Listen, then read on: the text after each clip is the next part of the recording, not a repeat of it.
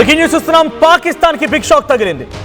బలూచిస్తాన్లోని Pakistan coast guard శిబిరం పైన ఆత్మాహుతి దాడికి పాల్పడ్డారు బలూచిస్తాన్ లిబరేషన్ ఆర్మీకి సంబంధించిన వ్యక్తులు. అయితే 30 మంది పాక్ సైనికులు స్పాట్లోనే చనిపోయారు. పాకిస్తాన్కి కంటు మీద కునుకు లేకుండా చేస్తోంది బిఎల్ఏ. తమ ఫైటర్స్ పాక్ శిబిరంలోకి చొచ్చుకు వెళ్లి దాడి చేశారని ప్రకటించింది బిఎల్ఏ. దాడిపై అటు పాకిస్తాన్ స్పందించలేదు. తమకు స్వయం ప్రతిపత్తి కల్పించాలని బలూచిస్తాన్ లిబరేషన్ ఆర్మీ పోరాటం చేస్తోంది. తమ ప్రాంతంలోని వనరులపైన తమకే నియంత్రణ ఉండాలనే దశాబ్దాలుగా బలూచిస్తాన్ చేస్తున్న పోరాటం. ప్రభుత్వం సైనిక పారామిలిటరీ స్థావర లక్ష్యంగా బిఎల్ఏ దాడులు కొనసాగుతున్నాయి. గత 6 నెలల్లో పాకిస్తాన్పై బలూచ్ 3 భారీ దాడులు చేసింది. జనవరి 31న జరిగినటువంటి ఆపరేషన్ హెరోఫ్ 2.0లో 200 మందికి పైగా పాక్ జవాన్లు మరణించారు. మే 24న క్వెట్టా రైలు బాంబు దాడిలో 24 మంది సైనికులు మృతి చెందారు. So BLA Balochistan liberation army. Balochistan liberation అంటే స్వాతంత్ర్యం కోసం పోరాడుతున్నటువంటి ఓ ప్రాంతం. పాకిస్తాన్లో ఇది చిట్ట చివరిగా ఉంటుంది. ఎక్కువగా అత్యధికమైనటువంటి రా మెటీరియల్స్, ఖనిజాలు, ఆర్థిక వనరులకు సంబంధించినటువంటి క్రియేట్ చేయగల సామర్థ్యం ఉంది ఈ బలూచిస్తాన్కి. అయితే బలూచిస్తాన్ కొన్ని సంవత్సరాలుగా వేర్పాటువాదం, మాకు ప్రత్యేక దేశం కావాలి, మాకు స్వయం ప్రతిపత్తి కావాలని పోరాడుతోంది.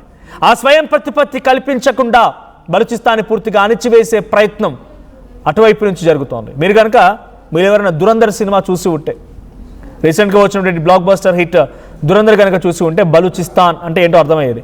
పాకిస్తాన్కి బలూచిస్తాన్కి ఎంత వ్యత్యాసం ఉంటుందంటే, డెఫినెట్గా ఈ పాటని మాడచ్చో లేదో తెలియదు కానీ భారత్ పాకిస్తాన్ మధ్య ఎంత వ్యత్యాసం ఉందో అంత వ్యత్యాసం ఉంది. బలూచిస్తాన్ పాకిస్తాన్ రెండూ కూడా వేరు దేశంగా కావాలని బలూచిస్తాన్ పోరాడుతోంది. పాకిస్తాన్తో మేము ఉండం, వాడు మా దేశం అంటే మా ప్రాంతం మొత్తాన్ని దోచుకొని మాపై అనేక రకాల ఇబ్బందులు పెడుతున్నాడు. వాడి ఐడియాలజీ వేరు, మా ఐడియాలజీ వేరు, వాడు పాటించే పద్ధతి వేరు, మేము పాటించే పద్ధతి వేరు. ఇది బలూచిస్తాన్ వాళ్ళు అడుగుతున్నటువంటి మాట. బలూచిస్తాన్ లిబరేషన్ ఆర్మీ ఇప్పుడు ఏం చేసింది తెలుసా?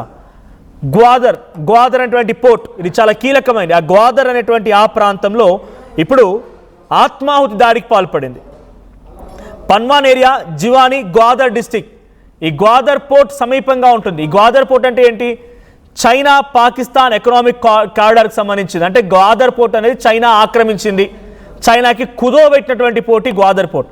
ఈ గ్వాదర్ పోర్ట్కి సమీపంగా తమ కోస్ట్ గార్డ్స్ ఏర్పాటు చేసుకుని పాకిస్తాన్ ఆ కోస్ట్ గార్డ్స్ క్యాంప్లోకి ఓ వెహికల్తో వెళ్ళి 30 మందిని హతమార్చారు. ఆత్మాహుతి దాడి అక్కడ జరిగింది. ఒకసారి ఆ విజువల్ చూద్దాం. నిన్న ఆత్మాహుతి దాడికి సంబంధించి ఎటువంటి సంఘటన జరిగింది, ఆ దృశ్యాలు చూద్దాం.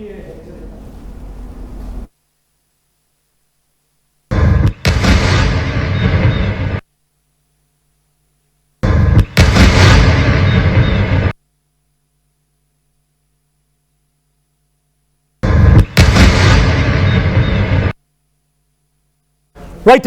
సో ఒక పాకిస్తాన్ కోస్ట్ గార్డ్స్ క్యాంప్కి ఓ వెహికల్తో వచ్చి డైరెక్ట్గా ఆ కోస్ట్ గార్డ్ మీదకి దూసుకు వెళ్ళి స్పాట్లో 30 మంది చల్లా చెదరు, తునాతునకలు, ముక్కలై పెరిపోయారు. కనీసం ఆనవాళ్ళకు దొరకవు. వాళ్ళ ప్రాణాలు పోయినా పర్లేదు. గతంలోనే బలూచిస్తాన్ లిబరేషన్ ఆర్మీ ఒక సెన్సేషనల్ వీడియో రిలీజ్ చేసింది. మా ప్రాణాలు పోయినా పర్వాలేదు, మా జనరేషన్స్ అన్ని తుడిచిపెట్టుకుపోయినా పర్వాలేదు, మా తాతలు పోరాడారు, మా తండ్రులు పోరాడారు, మేము పోరాడుతున్నాం, మా పిల్లలు పోరాడతారు, రేపటి రోజున మా భావి తరాలు కూడా పోరాడతాయి. కానీ మాకు కావాల్సిన లక్ష్యం ఒకటే, బలూచిస్తాన్ అనేది డెఫినెట్గా వేరుపాటువాదంగా ఉండాల్సిందే. బలూచిస్తాన్ అనేది డెఫినెట్గా ఇక్కడ ఒక ప్రత్యేక దేశంగా ఉండాల్సిందనేది వాళ్ళ పోరాటం. బలూచిస్తాన్ లిబరేషన్ ఆర్మీ అనుచిత పోరాటంలో భాగంగా ఒక అలుపెరిగని పోరాటంలో భాగంగా అనేక సార్లు పాకిస్తాన్ని తునాతునకలు చేసింది. జాఫర్ ఎక్స్ప్రెస్ పలుమార్లు హైజాక్ చేశారు. 1-2 సార్లు బలూచిస్తాన్ లిబరేషన్ ఆర్మీ కూడా ఈ ట్రైన్ హైజాక్ పైన ఇబ్బంది పడింది. పట్టాలను తొలగించేశారు. అలా అనేక సందర్భాల్లో కూడా ఈ రకంగానే బలూచిస్తాన్ లిబరేషన్ ఆర్మీ పాకిస్తాన్కి కంటి మీద కునుకు లేకుండా చేస్తోంది. ఒకానొక సమయంలో ఆపరేషన్ సింధూర్ జరుగుతూ పాకిస్తాన్ని భారత్ ముచ్చముట్టలు పట్టించి పాకిస్తాన్ని అతలాకుతలం చేస్తున్న సమయంలో బలూచిస్తాన్ లిబరేషన్ ఆర్మీ అక్కడే ఒక వీడియో విడుదల చేస్తూ కొన్ని కీలక స్టేట్మెంట్ పాస్ చేసింది. చాలా చిన్న సహాయం భారత్ నుంచి మాకు కనుక దొరికితే మేము పాకిస్తాన్ని ముక్కలు చేస్తాం, షహబాజ్ షరీఫ్ని చంపేస్తాం, ఆసిమ్ మునీర్ గారిని అంతమొందిస్తాం. ఇది వాళ్ళు పాస్ చేసిన స్టేట్మెంట్. బిఎల్ఏ పాస్ చేసిన స్టేట్మెంట్స్ ఇవన్నీ కూడా చిన్న సహాయం.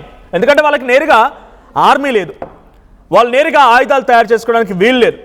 మన మాదిరిగా సైంటిస్టులు డిఆర్డిఓలు అక్కడ ఏవి కూడా లేవు. పాకిస్తాన్ ఆర్మీపై పోరాడాలంటే డెఫినెట్గా వాళ్ళకు ఒక ప్రత్యేకమైన టెక్నాలజీ కావాల్సిందే. ఏ టెక్నాలజీ లేకుండానే ఇంతటి స్థాయిలో పాకిస్తాన్కి చుక్కలు చూపిస్తున్న బలూచిస్తాన్ లిబరేషన్ ఆర్మీ. నిజానికి ఆ రోజు ఇరాన్లో అంతర్యుద్ధం జరుగుతూ ఉంటే అమెరికా అధ్యక్షుడు డొనాల్డ్ ట్రంప్ అంతర్యుద్ధానికి సహకరించినట్టుగానో, లేదు ఇజ్రాయెల్ అడ్డుగా పెట్టుకొని ఇరాన్ని టార్గెట్ చేసినట్టుగానో ఏ చిన్న ప్రయత్నం అమెరికా ఉపయోగించుకున్న తీరుని, అటువంటి తీరే కనుక భారత్ కనుక ఉపయోగించుకున్నట్టు ఈరోజు Pakistan is no more in world map. అటువంటి పరిస్థితి ఉండేది. మీరు వింటుంది నిజమే. ఖైబర్ పంక్తుంక్వాలో ఒకవైపు ఒక అలజడి, అటువైపు నుంచి ఆఫ్ఘనిస్తాన్స్ అటాక్ చేస్తున్నారు, బలూచిస్తాన్ నుంచి పాకిస్తాన్ ఆర్మీపై ఇంకో అటాక్. ఇవన్నీ జరుగుతున్న తరంలో నిజంగానే సహకరించాల్సి వస్తే ధర్మాన్ని న్యాయాన్ని నమ్ముకున్న వాళ్ళం కాబట్టి, భారత నిబద్ధతతో కూడుకున్నది కాబట్టి, స్వయం ప్రతిపత్తితో ఉన్నది కాబట్టి ఎవరి నిర్ణయానికి ఎవరికి సహకరించాల్సిన అవసరం లేదు. అక్కడి ప్రజల్ని కూడా ప్రజల్లాగే చూస్తాం. ఉగ్రవాదులని ఆర్మీని మాత్రమే మనకు ఒక ప్రమాదకర శక్తులుగా భావిస్తాం. సో అక్కడ జరగాల్సిన తీరు ఈ పాటికి జరిగిపోయేది. ప్రపంచంలో పాకిస్తాన్ మాప్ లేకుండా పోయేది. ఇప్పుడు బలూచిస్తాన్ చేస్తోంది అదే. మాకు ప్రత్యేకంగా ఒక వేరుపాటువాదం, ఒక దేశం, స్వయం ప్రతిపత్తి కావాలనే ఆడ పోరాడుతున్నారు. ఓవైపు పీఓకేలో కూడా మాకు ఫుల్ గవర్నెన్స్ కావాలి, మీ పాలనలో మేము ఉండలేకపోతున్నాం, ఇబ్బంది పడుతున్నాం, అవసరమైతే భారత్లో కలుస్తాం కానీ పాకిస్తాన్లో ఉండలేకపోతున్నాం, ఇన్ఫ్లేషన్ కారణంగా, అన్ఎంప్లాయ్మెంట్ కారణంగా, టాక్సేషన్ ఒక్కసారిగా పెరిగిపోవడం కారణంగా. వీటన్నిటి నేపథ్యంలో పీఓకే కూడా ఆందోళన వ్యక్తం చేస్తోంది. పీఓకేలో కూడా JAAC joint Awami action committee రంగంలోకి దిగి చుక్కలు చూపిస్తోంది పాకిస్తాన్ ప్రభుత్వాలకి. ఇప్పుడు బలూచిస్తాన్లో చేస్తుంది అదే. కోస్ట్ గార్డ్స్ 30 మంది చనిపోయారు, అర్థం చేసుకోండి. అయితే ఇక్కడ 30 మంది చనిపోయారని చెప్పి దాన్ని బిఎల్ఏ క్లెయిమ్ చేస్తోంది. ఏం చెప్తోంది బిఎల్ఏ డైరెక్ట్గా? తమకు సంబంధించిన ఒక కీలకమైన వ్యక్తి Majid brigade. So Majeed brigade ఆయన డైరెక్ట్గా వెళ్ళిపోయి ఆయన ఆత్మాహుతి దాడికి పాల్పడ్డాడు, అక్కడ 30 మందిని హతమార్చాడు, మా వీర సైనికుడు అని చెప్పి బలూచిస్తాన్ చెప్తోంది. కానీ పాకిస్తాన్ మాత్రం దీన్ని సర్టిఫై చేయట్లేదు. పాకిస్తాన్ దీన్ని పట్టించుకున్నట్టుగానే ఉంటుంది. చైనా పాకిస్తాన్ ఎకనామిక్ కారిడార్కి సంబంధించిన అంశం, గ్వాదర్ పోర్టుకి సమీపంగా ఉన్న అంశం కాబట్టి ఇక్కడ నిజంగానే బలూచిస్తాన్ అటాక్ చేస్తుందని కనుక వాళ్ళు యాక్సెప్ట్ చేస్తే, పాకిస్తాన్ ఆర్మీ కానీ గవర్నమెంట్స్ కానీ యాక్సెప్ట్ చేస్తే ఆ రావాల్సిన కొద్దో గొప్ప ఎకనామికల్లీగా పాకిస్తాన్ పూర్తిగా దెబ్బతినే అవకాశం ఉంది. బికాస్ చైనా ఈ పోర్ట్ని స్వాధీనం చేసుకొని అక్కడి నుంచి ఇంపోర్ట్స్ చేస్తోంది. కంప్లీట్గా ఆ పోర్ట్ మొత్తాన్ని కూడా చైనా ఆక్రమించేసుకొని పాకిస్తాన్కి డబ్బులు చెల్లిస్తోంది కాబట్టి.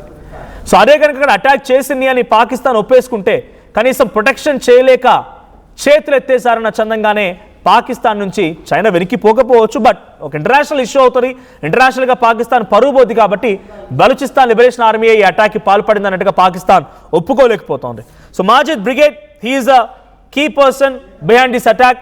ఆయనే ఈ అటాక్ వెనుక కీలకమైన వ్యక్తి. ఆయనే స్వయంగా ఒక వాహనం నడిపిస్తూ వెళ్ళి ఆ కోస్ట్ గార్డ్ క్యాంప్ పైన అటాక్ చేసి ఆత్మాహుతి దాడికి పాల్పడ్డాడు. సో 3rd జూలై నిన్న జరిగింది ఈ సంఘటన. ఒక్కసారిగా షాక్ గురి చేసింది. అయితే ఆగస్టులో కూడా ఇదే మాదిరిగా ఇంకో ఆపరేషన్ జరిగింది, ఆపరేషన్ హిరాఫ్. ఇప్పుడు జరిగింది అదే ఈ 2.0 operation Herof, a coordinated offensive across dozens of location claiming over 100 security persons killed. 100 మంది చనిపోయారంట ఆగస్ట్ 2024లో. మేలో 2024లో కూడా ఇదే మాదిరిగా 39 మంది చనిపోయారు. మార్చ్ 2024లో కూడా ఇదే మాదిరిగా 25 మంది చనిపోయారు. 1 కాదు ఇప్పటికే 2 కాదు ఇప్పటికే సుమారుగా 100 మందికి పైగా ఆర్మీని ఒకే ఒక్క ఇటువంటి సిమిలర్ అటాక్స్తో హతమార్చింది.